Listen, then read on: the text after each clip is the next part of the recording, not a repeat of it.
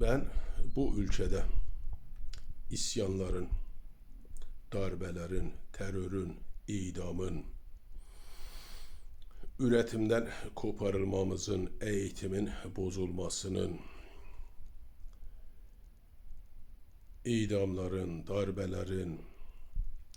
yani bu ülkede yaşanması mümkün olmayacak ama yaşanmış olan her türlü olumsuzlukların arkasında